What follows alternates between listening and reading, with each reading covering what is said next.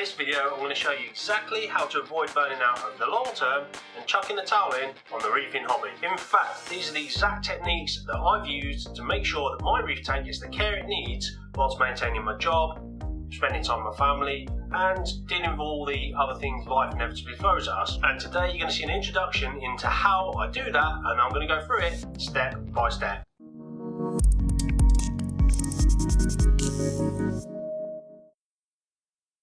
Today we're going to take a look at what good time management really is, but also what makes bad time management. We're also going to take a look at some of the questions that you can ask yourself that are going to help you to ensure you're not going to become another failed reefer stat that gave up the hobby before they even succeeded. And to make sure that short-term day-to-day actions are not actually moving you further away from your long-term goals. And that sounds obvious, but it's a more common problem than you might think. I'll also show you how working twice as hard on your reef tank does not mean that you're going to be twice as far in front, or even in front at all. But before we go any further, because time management is such an important factor in your success or failure in your reef tank hobby, we're going to take a closer look at what managing your time well actually looks like. Today's video is part of a video series called the Mental Game of Reefing,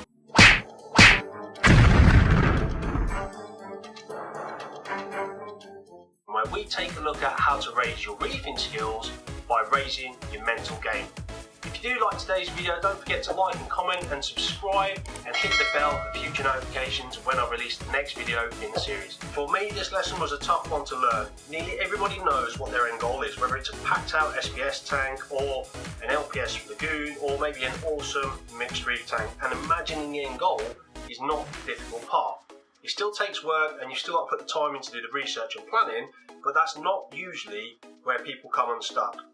It's the breaking down of those big goals into realistic and achievable steps that fit our available time, our equipment, and our knowledge. It's logical to think that if you don't take the time to assess where you are on the journey, then it's easy to lose track of where you are in relation to where you want to be. When it comes to defining what good time management actually is, packing more in of what you don't like doing into your day is actually like punishing yourself. And managing time well allows you to do more of what you enjoy doing as you do it. Time should be organised in such a way that you enjoy the tasks as you complete them.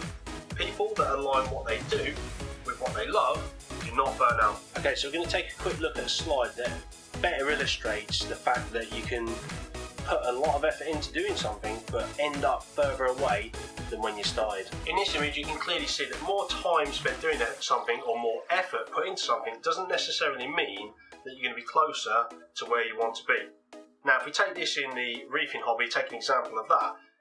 Someone that spends more time feeding their fish, for example, who puts in the extra effort to prepare the food, sets an alarm to make sure they feed the fish on time, doesn't necessarily translate to a better reef tank. So how can this be? So let's just say that you feed your fish 5 times a day, but you feed them too much, and that's going to raise your phosphates and it's going to raise your nitrates, which is going to stop or it's going to slow down the growth of your corals, and your overall health of your reef tank is going to go down.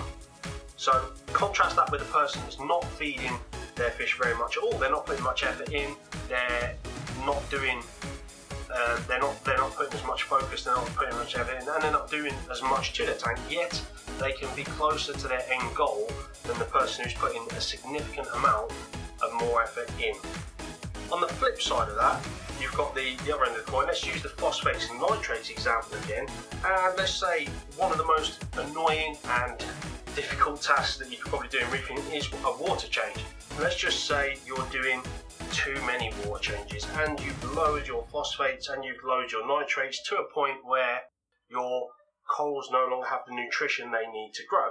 Now you are putting a significant amount of effort in by doing the more water changes, but you're no closer to where you wanted to be when you first started out. And you can clearly see in this image here, by the time the rower at the top gets to the end of where he wants to be, he's going to have worked twice as hard as the guy below. The guy below is going to have the treasure, he's got what he wanted, but by then, you that's worked hard and rowed twice as fast as the other guy, you're going to look back and see that you're actually further away from when you started. One of the things I spent a lot of time doing which I would say is time that I blocked for the reef tank hobby, was staring at my tank. And whilst watching YouTube videos about the reefing hobby, in my head I'm spending a lot of time and I'm devoting a lot of energy to learning more about the reefing hobby, but the reality is that's not moving me closer to my goal, because it came at the expense of other important tasks that I should have been doing on the tank. I was putting off jobs like cleaning the pumps, calibrating probes, doing water tests, things that were going to actually make a difference to the success of my reef tank, and I was doing things that I preferred to do but were actually moving me further away from where I wanted to be. Is there something you do with your reef tank to put off those tasks you don't want to do? If there is, drop it in the comments below. Let's see what they are.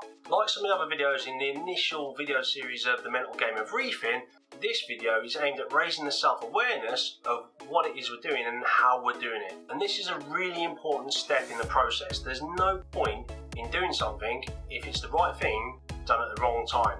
If you think about it, it's like feeding your fish at midnight. There's no point in coming in when the lights are off and feeding your fish at midnight, because it doesn't achieve what you set out to do. Good feelings gone. And this works exactly the same way. By taking the time to digest the points in this video and asking yourself the right questions, you're going to be able to work out what's happening and when, meaning you can use the right thing at the right time. And that's going to give you a huge advantage over the way you used to do things. And if you can get to that stage, you're going to be in a really good position, because you can ensure that the effort that you can put in is going to give you the rewards that you want to take out, and you're going to be able to use these new techniques and these new strategies to be able to get yourself moving in the right direction. I'm going to be releasing monthly updates, so if you do like this video, don't forget to give it a like and comment and subscribe and hit the bell to find out when I release my next video. Coming up in the Mental Game of Reefing, we're going to be taking a look at why observing and monitoring performance against set goals is so important, and how some of the biggest and most successful organisations and businesses in the world do this, and how you can steal this and adapt it to succeed with your reef tank. I'm Mark Russell signing off. Keep reefing and stay curious, and I'll see you in the next one.